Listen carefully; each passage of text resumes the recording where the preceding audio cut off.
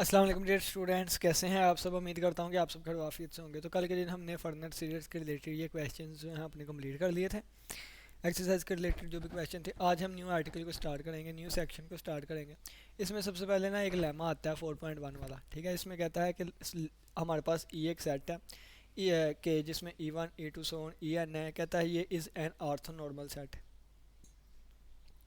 आर्थोनॉर्मल set है और इसमें n एलिमेंट्स। आर्थोनॉर्मल का मतलब है कि सारे आपस में ना परपेंडिकुलर हैं। कहता है of n dimensional inner product space v और n dimensional inner product space v के रिलेटेड है ये सारी चीज़ें। कहता है देन प्रूव करना है कि जो e है ना इस वेक्टर स्पेस v के रिलेटेड क्या होगी, एक बेसिस होंगी, ठीक है। और इसी तरह कहता है कि अगर एक वेक्टर लें v belongs to v, then हम v को ना इस तरह लिख सकते हैं, ठीक है। तो चलिए आइए हम स्टार्ट करते हैं।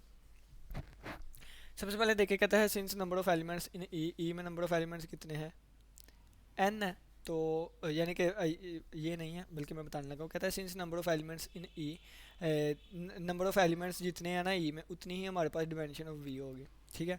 ई will be basis of E is linearly independent. कहता है कि ई को हम वी, ई को ना हम बेसिस कहेंगे कब, जब ई के तमाम वेक्टर जो है ना, ई के जो वेक्टर्स हैं वो लीनियरली इंडिपेंडेंट हो।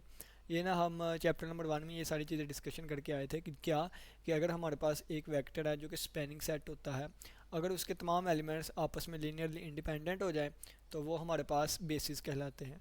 और इसके जितने एलिमेंट्स होते हैं ना उतनी ही हमारे पास डिमेंशन होती है, ठीक है। तो उसने कहा कि वी की डिमेंशन उतनी ही होगी जितने हमारे पास ई में एलिमेंट है। और दूसरी बात ये है कि लीनियरली इंडिपेंडेंट अगर होंगे तो वो बेसिस बन जाएगी, ठीक है। तो ये बताने लगा है, कहता है कि ये हमने लीनियर कम्बिनेशन लिखा, लीनियर कम्बिनेशन लिखते हैं इस तरह और इसको जीरो के इक्वल पुट कर दिया।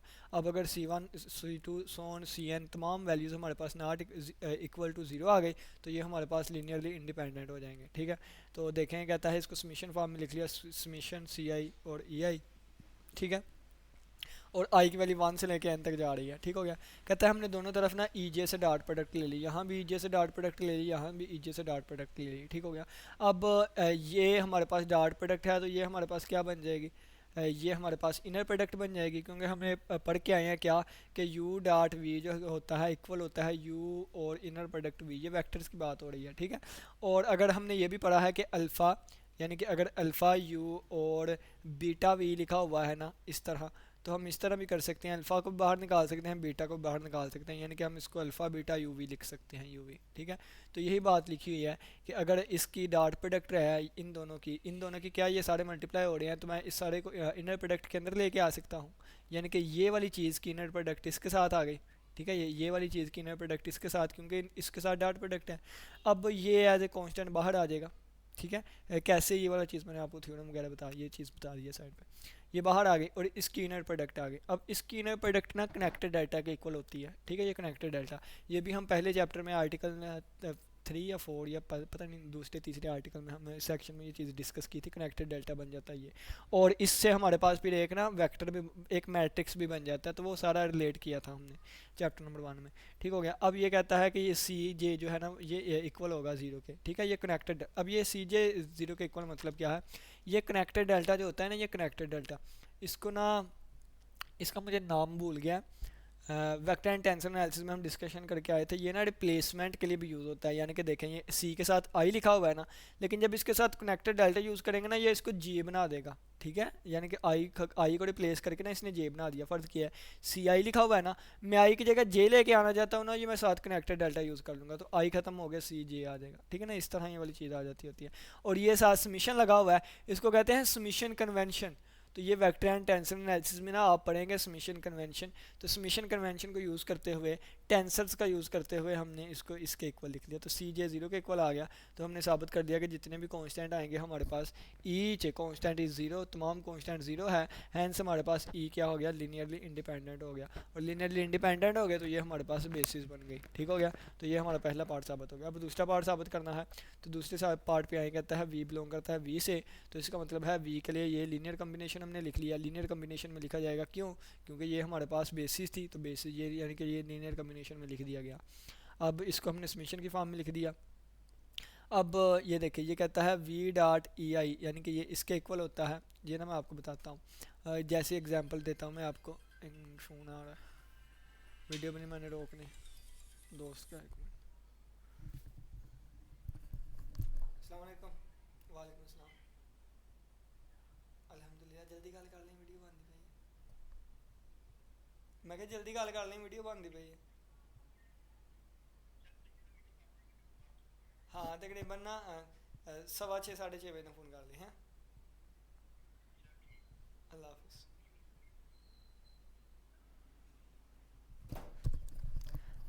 तो ये हमारे पास आ गया समीशन है वी आई और ए आई। ठीक है।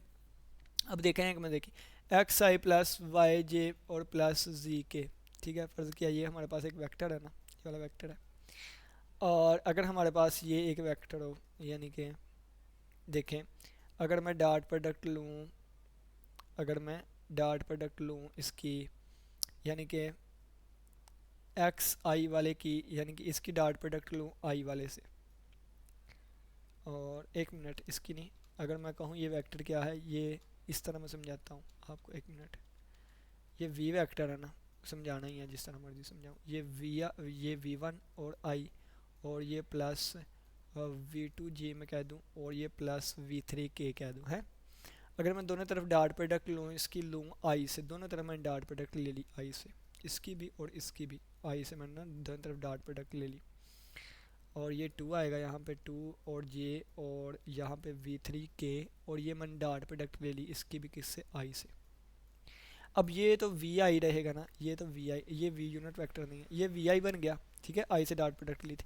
अब ये जब आपस में मल्टीप्लाई होगा ना तो वी वन और आई डॉट आई वन हो जाएगा, इसके साथ वन मल्टीप्लाई हो जाएगा, और प्लस ये जे और आई मल्टीप्लाई होगा ना, डॉट प्रोडक्ट में जे आई ज़ीरो होता है, के आई भी ज़ीरो होता है, क्योंकि जे और आई आपस में परपेंडिकुलर है, और दो परपेंडिकुलर के दरमियान एंगल 90 का होता है। तो डॉट प्रोडक्ट में आई की मैग्नीट्यूड जे की मैग्नीट्यूड वो 1 1 होगी, और कोस 90 ज़ीरो हो जाएगा, ये भी कोस 90 ज़ीरो हो जाएगा। तो यानी कि बाकी डॉट प्रोडक्ट सिर्फ यही बचेगी। तो ये वाली चीज़ लिखी हुई है कि ये वाली, तो V1 का मतलब क्या था, जो इसके साथ लिखा हुआ था, तो यही यहाँ पे बयान किया हुआ है कि V के साथ अगर E1 वाला लेना तो E1 वाले की साथ वाली चीज़ आ जाएगी। ठीक है। अगर V2 के साथ, यानी कि E2 वाले के साथ डॉट प्रोडक्ट लें, फिर ये वाली चाहे। इसी तरह अगर VN वाले के साथ लेना, यानी कि इस वाले के साथ क्रॉस प्रोडक्ट लें, फिर वो VN के इक्वल आ जाएगा। और इसी तरह अगर I वाले के साथ लें तो ये I वाला आ जाएगा। ये वाली चीज़ उन्होंने बयान की हुई है। ठीक हो गया। तो VI की जगह पे हमने ये वाली चीज़ लिख दी। ठीक है। अब ये देखें कि क्या हुआ। अब इनको ना डॉट प्रोडक्ट में आपको पता है कि यू डॉट वी बराबर होता है वी डॉट यू, तो हमने इसको उल्टा के लिख दिया, इस तरह उल्टा के लिख दिया। अब ये इनर प्रोडक्ट बन गई। अब ये यही तो हमने साबित करना था। ये देखें यही चीज़ तो हमने साबित करनी थी। अब ये ना, अब इसी को मैं यूज़ करने लगा हूँ, इसी को हम यूज़ करेंगे। ठीक है। इसी को अब हमने ना पीछे वाले लेक्चर्स में देखा है क्या कि एक टेंजेंट और टेंजेंट यूनिट वेक्टर और ये एन यूनिट वेक्टर और बी यूनिट वेक्टर, ये तीन चीज़ें ये आपस में परपेंडिकुलर होती है, आपस में परपेंडिकुलर होती है। कितनी चीज़ें हैं, तीन चीज़ें हैं। कितनी, तीन चीज़ें। तो अगर मैं यहाँ पे वैल्यू थ्री पुट कर दूँ, यहाँ पे अगर मैं वैल्यू थ्री पुट कर दूँ थ्री, तो इसका मतलब क्या है कि ये पहला, फिर दूसरा, फिर तीसरा, तो इसको यूज़ करूँगा मैं, आगे यूज़ करने लगा। फिर क्या बनेगा, वी हमारे पास बनेगा, वी हमारे पास क्या बनेगा, ये वी आई की जगह ये वी आ जाएगा, और साथ क्या आ जाएगा, ये वाली चीज़ ई आई यानी कि टी, टी, और साथ फिर आ जाएगा टी। ठीक है। और फिर आ जाएगा प्लस, ये एन यूज़ कर लूँगा। आप ये देखें ना, ई आई और वी और ई आई सेम ही है, पहले जिसको मर्जी तरतीब रख लें, तो मैं पहले वी वाला रख रहा हूँ, फिर आ जाएगा वी, और दूसरे नंबर पे एन यूनिट एक, और ये आ जाएगा एन, यानी कि ये चीज़ मैं लिख सकता हूँ। ये मैं क्यों लिख रहा हूँ, ये आगे यूज़ होगी। और फिर प्लस क्या आएगा, वी और बी यूनिट कैप, और इसके साथ भी बी आ जाएगा। ठीक है। ये वाली चीज़ आगे यूज़ होगी, और इसको मैं डब्बे में बंद करने लगा हूँ, ये आगे यूज़ करेंगे। ठीक है। फर्नेट सीडेड जो था ना, उसमें पांच चीज़ें आती थी। ये हम पिछले लेक्चर में डिटेल से डिस्कस करके आए, इसके क्वेश्चन पे हमने अंडर डिस्कशन लिए। कौन कौन सी, एक हमारे पास अल्फ़ा दिया होता था, alpha as a function of S, ये हमें चीज़ दी हुई थी। अगर इसका हम डेरिवेटिव लेते थे तो टी बन जाता था, इसका डेरिवेटिव लें ना, इसका डेरिवेटिव, तो ये हमारे पास टी बन जाता था। एक चीज़ आ गई, ये एक चीज़ है, एक चीज़। दूसरी ये थी कि अगर हम इसका डेरिवेटिव ले लें, यानी कि इसका डेरिवेटिव ले लें, ठीक है, इसका डेरिवेटिव, तो इसके डेरिवेटिव की मैग्नीट्यूड अगर ले लेंगे ना, ठीक है ना, यानी कि इस टी वाले के डेरिवेटिव की मैग्नीट्यूड, तो वो कैपा के इक्वल बन जाता था। ये दो चीज़ें हो गई, ये दो चीज़ें होंगी। तीसरी चीज़ हमारे पास थी कि एक चीज़, दो चीज़, हाँ एन, एन किसके इक्वल था, ये जो टी डैश हमारे पास आया था ना, टी डैश ओवर कैपा कर दें तो ये हमारे पास तीसरी एन हो गई। चौथी चीज़ हमारे पास थी कि टी और एन के जो परपेंडिकुलर था ना वो हमारे पास बी आ गया था, ठीक है बी। तो ये हमारे पास चौथी चीज़ थी। और पांचवी ये थी कि बी वाले का अगर मैं डेरिवेटिव लूँ ना फिर इसकी मैग्नीट्यूड लूँ तो ये टा के इक्वल होता है। तो ये पांच चीज़ें थी। अब इनके दरमियान रिलेशन आ रहा है, इसको कहते हैं फर्नेट सीडर थ्योरम। तो इसको अब डिस्कस करने लगे हैं क्या। अब ये देखें, ये वाली चीज़ पे आए, इस वाली चीज़ पे, ये वाली चीज़ पे। अब के उधर गया, जब के उधर गया तो हमारे पास क्या बन जाएगा के, ये स्केयर नहीं है सिर्फ के है, ठीक है। ये के उधर गया तो क्या बन जाएगा के और साथ बन जाएगा एन और टी डैश। और सारे किसके हैं, एस के फंक्शन है क्योंकि अल्फा ऑफ एस है। तो ये भी एस का फंक्शन है, ये भी एस का फंक्शन है, ये भी एस का फंक्शन है। तो ये हमारे पास पहला प्रूव हो गया, ये पहला पार्ट हमारे पास प्रूव हो गया। ये देखें टी एस किसके इक्वल है, के एस और एन एस। और टी टी टी डैश का मतलब क्या है, टी डैश का मतलब है टी का derivative with respect to S. अब ये दूसरे वाला और तीसरे वाला प्रूव करने लगे हम। एक मिनट ऊपर क्यों नहीं जा रहा, लोडिंग हो रही होगी, हाँ ठीक हो गया। और ये देखिए अब दूसरा हम प्रूव करने लगे हैं कि एन का derivative with respect to S किसके इक्वल होगा, tau B minus K T, tau B hat minus K T hat. और फिर हम साबित करेंगे कि ये del B over del S जो है किसके इक्वल होगा, माइनस टा एन के। तो पहला तो प्रूव मैंने करवा दिया, तो आगे आइए चलते हैं हम। तो पहला प्रूव हो गया कि हम जानते हैं एज वी नाउ डैट ये वाली चीज़, तो ये उधर जाकर मल्टीप्लाई हो गया, तो ये पहला हमारे पास प्रूव हो गया। अब बी वाले प्रूव पे चलने लगे हैं। तो बी वाला प्रूव क्या था हमारे पास, हमने क्या साबित करना था कि यानी कि इसका जो है विद रिस्पेक्ट टू एस, तो ये हमारे पास क्या है, टा बी हैट माइनस टा टा B hat minus K T hat, ये वाली चीज़ हमने साबित करनी है, के टी हैट ये वाली चीज़, ठीक है। सबसे पहले देखें कि वेलोसिटी को इस तरह लिखा जा सकता है, ये मैं आपको बता के आया थोड़ी देर पहले ही डब्बे में बंद करके, ठीक है। यानी कि ये देखें ना डब्बे वाला, ये वाली चीज़ मैंने बताई थी। तो यानी कि यहाँ पे मैंने दूसरी जगह पर रख दिया, उन्होंने पहली जगह पर रख दिया, जिस तरह मर्जी, ठीक है। तो टी और वी और एन और वी और बी और वी, और इसके साथ यूनिट वेक्टर वी का है और इसके साथ टी का है, इसके साथ एन का और इसके साथ बी का है। हमने ना रिप्लेस कर दिया वी को बाय एन से, वी को रिप्लेस कर दिया एन से, तो या एन हैट के डेरिवेटिव से, यानी कि इससे हमने रिप्लेस कर दिया इससे। तो v की जगह भी ये आ गया, यहाँ पे v लिखा हुआ था, इसकी जगह पे भी आ गया, यहाँ भी ये भी आ गया, यहाँ पे भी ये भी आ गया, यानी कि यहाँ भी ये आ गया, यहाँ भी ये आ गया, यहाँ भी ये आ गया। अब n, अब देखें n और n का डेरिवेटिव लें तो वो परपेंडिकुलर बन जाता है। n और n का डेरिवेटिव यानी कि ये दोनों आपस में परपेंडिकुलर हो जाएंगे।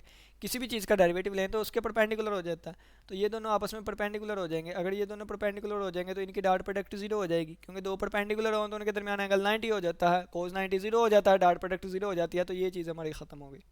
बाकी एक ये चीज़ रह गई और एक ये चीज़ चाहिए, हमें इन दोनों की वैल्यू चाहिए, हमें इन दोनों की वैल्यू चाहिए।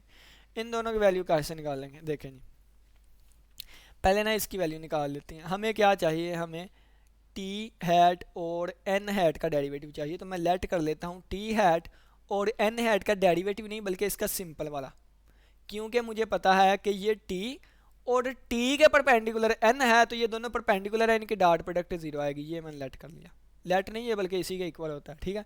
अब मुझे क्या चाहिए, मुझे ये वाली चीज़ बनानी है। तो ये वाली चीज़ बनाने के लिए मैं इसका क्या करता हूँ, डेरिवेटिव ले लेता हूँ।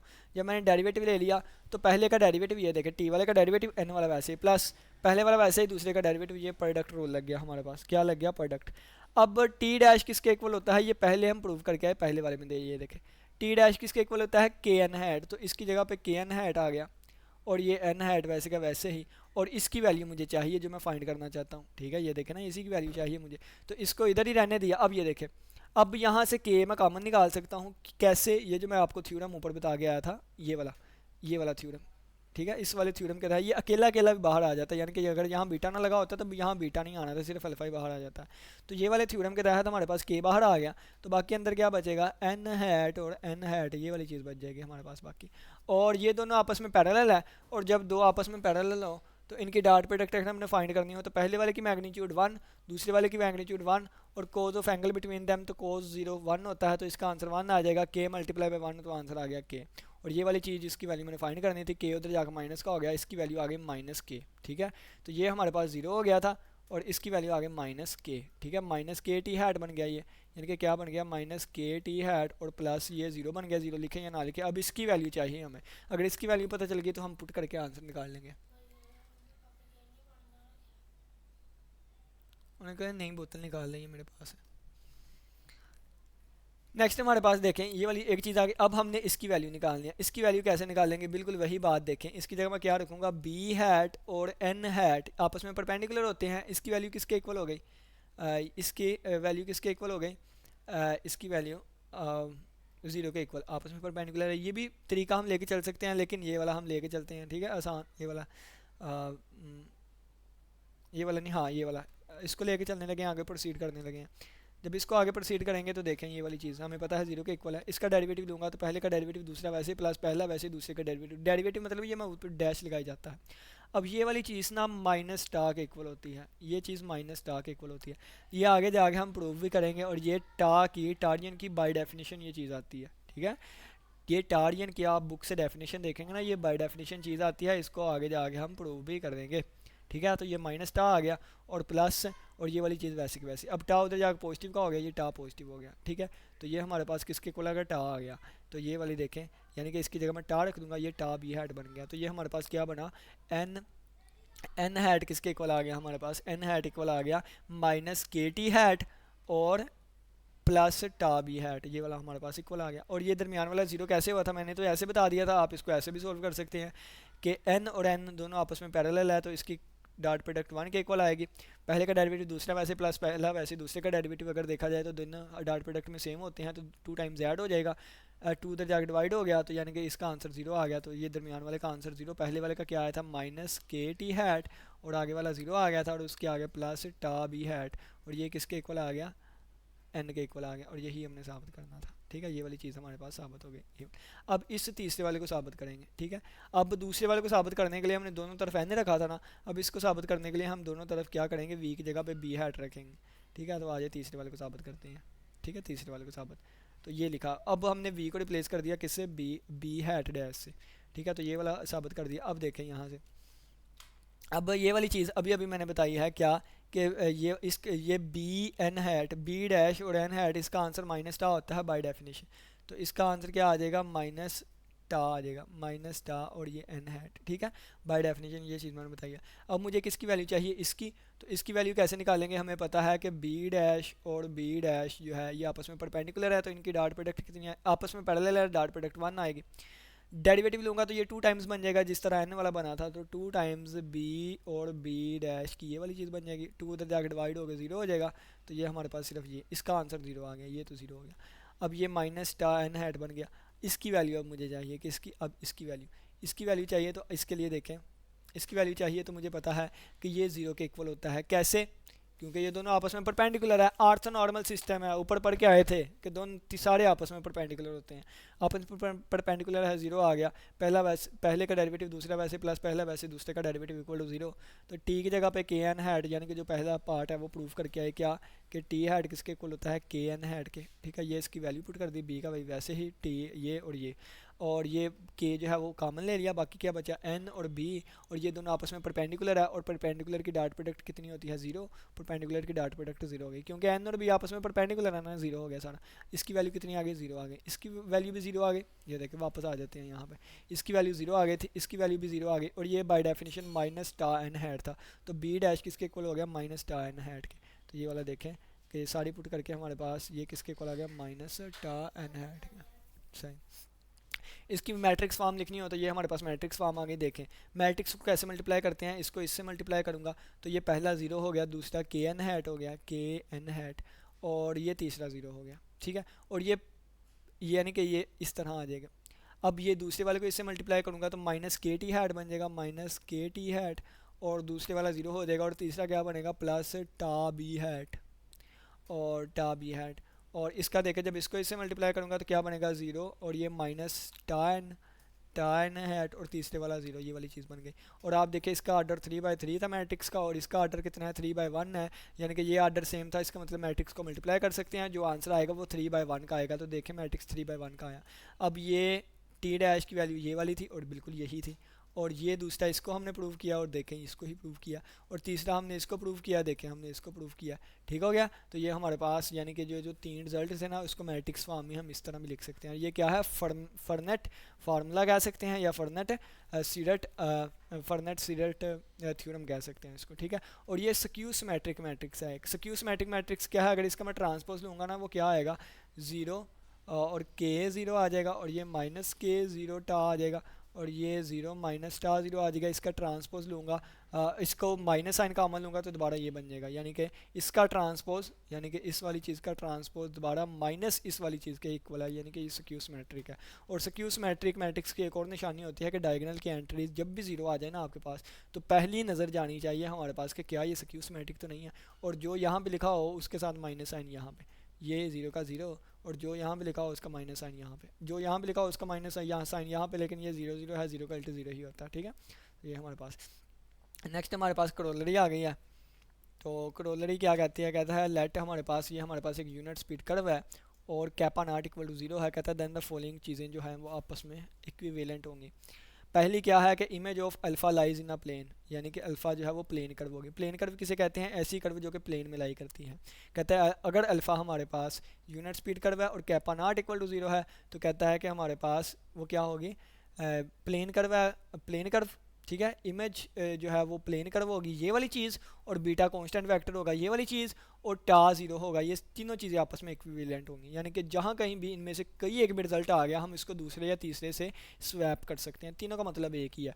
ठीक है। जब अल्फ़ा यूनिट स्पीड कर्व होगी और kappa not equal to zero होगा, तो अगर पहली चीज़ है दूसरी तीसरी होगी, अगर दूसरी चीज़ है पहली तीसरी होगी, अगर तीसरी चीज़ है तो पहली दूसरी होगी, यानी कि तीनों आपस में इक्विवेलेंट है। अब ये नहीं कि ये चीज़ है तो ये लाजमी होगा, नहीं, अगर ये चीज़ है तो इन तीनों में से अगर एक रिजल्ट भी है तो बाकी दो ऑटोमेटिकली होंगे, यानी कि तीनों का मतलब एक ही है, ये वाली बात की है। अब ये ज़रूरी नहीं कि यूनिट स्पीड कर्व हो kappa not equal to zero हो तो हर दफ़ा ये रिजल्ट फॉलो होगा, हर दफ़ा होगा। मतलब ये है कि देखें अगर kappa not equal to zero है, यूनिट स्पीड कर्व है, कुछ रिजल्ट ये भी आ सकते हैं, कुछ ये भी आ सकते हैं। ठीक है। यानी कि इसका आंसर ये भी आ सकता है और कुछ भी आ सकता है। अगर ये वाला आंसर आता है तो फिर ये आंसर इक्विवेलेंट है। क्या पता वो प्लेन कर्व हो ही ना, अगर प्लेन कर्व होगी तो फिर बी सी वाला भी ठीक होगा, यानी कि बीटा कांस्टेंट वेक्टर होगा घटा। ठीक है। अगर फ़र्ज़ किया है कि वो बीटा कांस्टेंट वेक्टर है देन हम कहेंगे पहला तीसरा है, अगर वो तीसरा होता तो हम कहेंगे पहला दूसरा। लेकिन हो सकता है कि प्लेन कर्व हो ही ना, फिर ये रिजल्ट होल्ड नहीं करेगा। लगी बात की समझ। तो हाँ, ये नहीं कि kappa not equal to zero है तो यही रिजल्ट होगा, और भी हो सकता है। लेकिन कहा जा रहा है कि अगर इन तीनों में से अगर एक रिजल्ट प्रूव हो गया तो इसका मतलब बाकी दो ऑटोमेटिकली होंगे, ये वाली चीज़ है इसका मतलब। कहता है बी से सी चलते हैं। बी क्या है, बी हमारे पास है कि बीटा कांस्टेंट वेक्टर है, हम साबित करेंगे टा ज़ीरो है। अब बीटा हमारे पास क्या है, कांस्टेंट है, इसका डेरिवेटिव लेंगे ज़ीरो आ जाएगा, इसका डेरिवेटिव क्या लेंगे ज़ीरो आ जाएगा, तो इसकी मैग्नीट्यूड ही तो टा के इक्वल होता है। अगर ये ज़ीरो हो गया तो टा भी ज़ीरो हो गया। और अब कहता है ए से बी चलते हैं। ए क्या है, प्लेन कर्व है, साबित करना है। ए क्या है, प्लेन कर्व है, तो प्लेन कर्व का मतलब है किसी एक प्लेन में लाए करेंगे, एक्स वाई में होगा। ठीक है। अगर एक्स वाई में है तो इसका टा ही ज़ीरो होगा। टा ज़ीरो का मतलब होने का मतलब है कि अगर एक्स वाई में बिलोंग करता है ना, एक्स वाई में, तो उसका तीसरा कंपोनेंट ज़ीरो होगा, यानी कि बी हैट वाले के साथ जो चीज़ होगी ना वो ज़ीरो होगा, तो इसका टा ज़ीरो होगा। अगर टा हमारे पास ज़ीरो है, ये देखें ये चीज़ ज़ीरो है तो ये चीज़ कॉन्स्टेंट हो गई, यानी कि ये कोई कॉन्स्टेंट पे फिक्स किया हुआ है, सारी चीज़ तो एक्स वाई प्लेन में। अब नेक्स्ट हमारे पास क्या है, टा ज़ीरो है। चलें जी, अब क्या करते हैं, सी से प्रूव करते हैं। कहता है अगर हमारे पास टा ज़ीरो है ना, टा ज़ीरो, तो माइनस टा एन हैड भी ज़ीरो होगा, क्योंकि ये तो एक यानी कि हमारे पास ये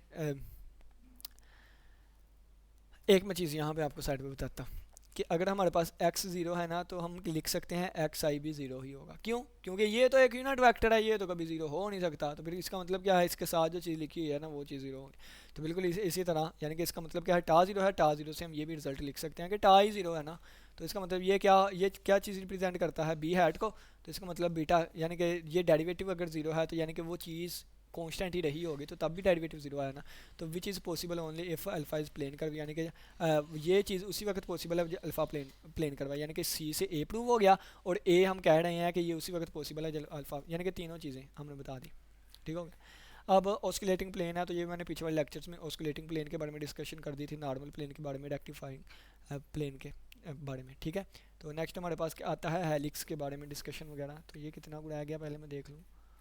ओ ज़्यादा रहता है जी, ज़्यादा है तो बहुत ज़्यादा पे हुआ है ये।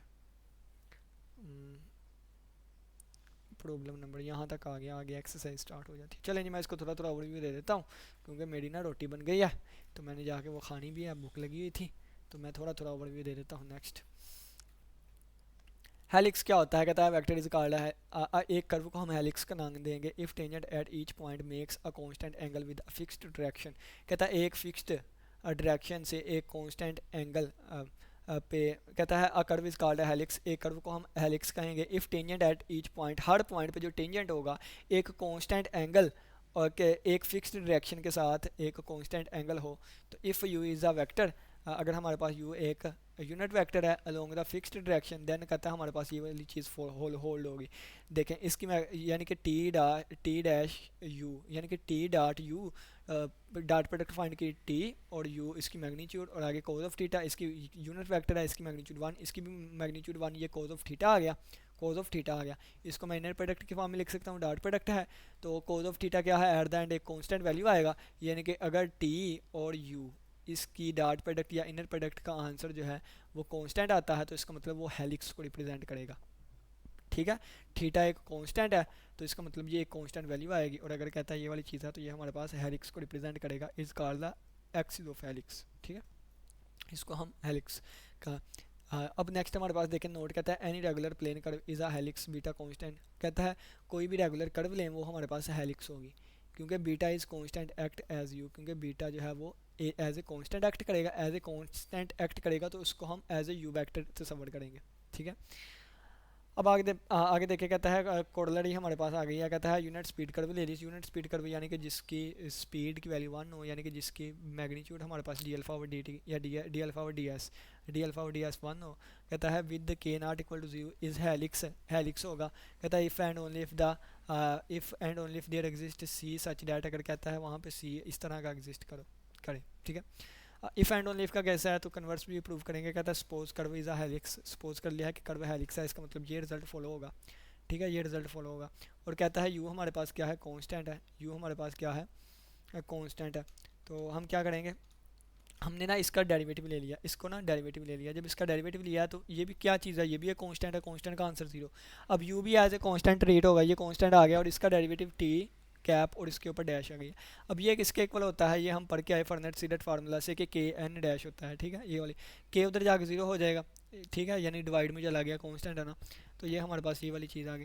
कहता है is lying in the plane of, ये हमारे पास देखें तो ये किस प्लेन में लाई करता है, कहता है इस प्लेन में लाई करता है। ठीक है, यानी कि ये वाली चीज़ इसका आंसर अगर 0 के इक्वल आ रहा है, ठीक है, यानी कि जिस तरह वो ये था कि अगर ये वाली चीज़ हमारे पास कांस्टेंट आ रही है तो ये यानी कि इधर ही आ जाते हैं, यानी कि ये वाली चीज़ है ना हमारे पास, इसकी डॉट प्रोडक्ट का आंसर 0 आ रहा है, तो कहता है कि इसका मतलब क्या है कि ये वाला जो होगा ना हमारे पास इस प्लेन में होगा।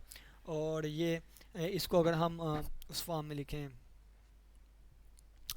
पोलर फॉर्म में लिखें, कोज और साइन के फॉर्म में, कहता है ये वाली चीज़ आ गई हमारे पास, कोज अल्फ़ा और टी टी फर्नेट सीडर फार्मूला के ज़रिए टी है कैप जो है वो यानी कि उसकी वैल्यू ये वाली आ गई, कैन हेड और प्लस ये बीटा की वैल्यू हमने ये पुट कर दी जो कि फार्मूलाज वगैरह हम प्रूव करके आए हैं। कहता है यहाँ से देखें तो के कोज अल्फ़ा माइनस टा बी अल्फ़ा, और ये क्या लिखा हुआ है, एन कैप। ठीक है, एन कैप यानी कि इसके साथ भी एन हैट है, इसके साथ भी एन हैट है, ये हमने कॉमन ले लिया और के भी दोनों में कॉमन आ रहा है, के कॉमन नहीं आ रहा है, ये के कोज अल्फ़ा बन गया और ये माइनस टा साइन अल्फ़ा बन गया। ठीक हो गया, और कहता है कि कंपोनेंट वाइज ना अगर इनको कंपेयर करें, यानी कि अब जैसे एक्स आई प्लस वाई जे प्लस जी के होता है इज इक्वल टू 0 लिखा हो, 0 मतलब 0 वेक्टर होगा, एक्स आई प्लस वाई जे, तो कंपोनेंट कंपेयर कर लेते हैं। कहते हैं इसी तरह कंपोनेंट कंपेयर किया तो ये वाला 0 के इक्वल हो जाएगा, वैसे भी ये 0 के इक्वल नहीं हो सकता, तो इसका मतलब ये वाली चीज़ 0 के इक्वल। तो यहाँ से ना ये टी वाली चीज़ उधर गई उधर जाकर प्लस की हो गई, प्लस की हो गई, इसको उल्टा दिया, उल्टा के कोज हम उस तरफ ले गए, यानी कि ये साइन ऑफ कोज बन गया, यानी कि ये बन गया T sine alpha is equal to K cos alpha, इसको इधर और इसको इधर, तो ये हमारे पास क्या बन जाएगा, ये टा लिखा हुआ था, ये बन जाएगा टा, ये बन जाएगा साइन ओवर कोज, यानी कि ये बन जाएगा साइन अल्फ़ा ओवर कोज अल्फ़ा, और इधर बन जाएगा हमारे पास के ओवर टा, और ये हमारे पास टेन अल्फ़ा के ओवर टा बन गया। ठीक है, और टेन अल्फ़ा एक कांस्टेंट होगा। ठीक है, इसको हमने 1/c का नाम दे दिया, सी 1/c, तो ये सी उधर जाकर मल्टीप्लाई होगा, तो क्या बन जाएगा, ये के ओवर टा सी इज़ इक्वल टू 1, और ये टा इधर आकर मल्टीप्लाई हो गया तो बन गया के सी इज़ इक्वल टू टा, या टा इज़ इक्वल टू सी के, यही हमने प्रूव करना था। अब इसका कन्वर्स लिया, कन्वर्स ये बिल्कुल ऐसे ही लेके जाएंगे, ये यानी कि सपोज कर लिया टाइस के इक्वल है 1/c को हमने tan का नाम दे दिया, साइन ओवर कोस बन गई, उधर जाकर मल्टीप्लाई, यानी कि सारे चीज़ उसका कन्वर्स करके ना हमारे पास ये स्टार्टिंग पे आ गया। अब प्रपोजिशन नंबर 4 ये ना आप खुद करिएगा, ये चलो मैं थोड़ा सा करवा ही देता हूँ। कहता है अल्फ़ा और कोई देख लेता हूँ इंपॉर्टेंट कोई चीज़ है तो, ये वैसे इतनी इंपॉर्टेंट चीज़ें तो नहीं है। ये इक्वेशन ऑफ स्पेयर होती है, ये हमने चैप्टर नंबर 1 में डिस्कशन करके आए, जहाँ पे इक्वेशन ऑफ स्ट्रेट लाइन देता है, इक्वेशन ऑफ प्लेन्स देखी थी, इक्वेशन ऑफ स्फीयर देखी थी। ठीक है, तो यहाँ पे क्या साबित करना है, कितने गया, ये साबित करना है कि अल्फ़ा ऑफ एस जो है ये यूनिट स्पीड कर्व है, such that every normal plane जो होगा to alpha of S goes through fixed point, इस फिक्स्ड पॉइंट से जाएगा, देन द इमेज ऑफ, यानी कि कहता है जो अल्फ़ा की इमेज होगी ना वो स्फीयर पे लाई करेगी हमारे पास। ठीक है, ये वाली चीज़, तो एट द एंड हमारे पास स्फीयर की इक्वेशन बन गई, तो which is equation of a sphere which radius A, इसका रेडियस ए है। और इसी तरह प्रपोजिशन नंबर 4.9 है, इसमें क्या किया है, कहता है ऑल ऑस्कुलेटिंग प्लेन जब पैरेलल होंगे देन हमारे पास अल्फ़ा ऑफ एस जो है वो एक प्लेन पे लाई करेगी, और अगर अल्फ़ा ऑफ एस एक प्लेन पे लाई करती है तो तमाम ऑस्कुलेटिंग प्लेन जो है वो पैरेलल होंगे।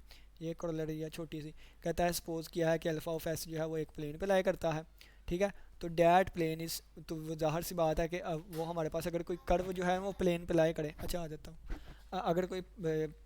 अगर कोई हमारे पास कर्व है ना वो प्लेन पे लाई करती है, ठीक है, तो वो हमारे पास ऑस्कुलेटिंग प्लेन ही होता है उस पॉइंट का। ठीक है, hence osculating plane are parallel. ठीक है, ऑस्कुलेटिंग प्लेन जो है वो पैरेलल होगा, पैरेलल होंगे हर एक पॉइंट पे, यानी कि एक पॉइंट पे ही वो सारी कर्व लाई करती है ना, यानी कि देखे ना एक प्लेन है उस पर कर्व लाई करती है, तो कर्व के हर एक पॉइंट पे ऑस्कुलेटिंग प्लेन वही आएगा, एक के ही सारे आपस में पैरेलल आ जाएंगे। यानी कि कोई पॉइंट है ना, उसका ऑस्कुलेटिंग प्लेन वही आ जाएगा जिस पे लाई करती है, आगे वाला पॉइंट ले लिया उसका ऑस्कुलेटिंग प्लेन भी वही आ जाएगा जिस प्लेन पे लाई करती है, एक और पॉइंट ले लिया उसका ऑस्कुलेटिंग प्लेन भी वही आ जाएगा जिस प्लेन पे वो लाई करती है, तो सारे ऑस्कुलेटिंग प्लेन वही आई जा रहे हैं जिस पे वो लाई करती है।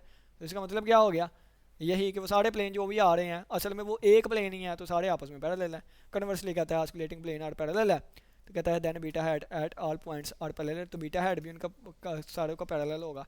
कहता है बीटा हेड कांस्टेंट वेक्टर होगा, देन हमारे पास प्लेन कर्व होगी। ये हम करोलरी पढ़ के आए ऊपर, जो यानी कि वो तीन चीज़ें वाली नहीं करके आए थे, तीन चीज़ें थे, बीटा कांस्टेंट होगा, प्लेन कर्व होगी, और एक और था टा जीरो होगा। ठीक है, वो वाली चीज़। नेक्स्ट हमारे पास क्या आ गया, एक मिनट, ये आ गया प्रपोजिशन 4.10, कहता है alpha of S be unit speed curve है, वो image is lie on the sphere, कहता है इमेज जो है वो स्फीयर पे लाई करती है, ऑफ रेडियस ए है, तो एंड सेंटर, सेंटर क्या लिखा आगे, क्या लिखा हुआ है, सेंटर उसका एम है। ठीक है, सेंटर उसका एम, कहता है देन हमारे पास, और ये वाली चीज़ हो, कहता है देन ये वाली चीज़ होगी। ठीक है, तो इक्वेशन ऑफ स्फीयर लिखेंगे हम, उससे आगे प्रोसीड करेंगे तो ये वाली चीज़ बन जाएगी। और इसने कहा है कि इसका सोल्यूशन जो है ना हम पेज नंबर 48 पे जाके देखेंगे, सर ने यानी कि इन्होंने कहा है कि जो हम इसका सोल्यूशन है वो पेज नंबर 48 पे जाके देखेंगे। ठीक हो गया, तो नेक्स्ट हमारे पास एक्सरसाइज स्टार्ट होती है, तो एक्सरसाइज को हम नेक्स्ट लेक्चर में करेंगे। उम्मीद करता हूँ कि आज के लेक्चर की समझ आएगी बच्चे का।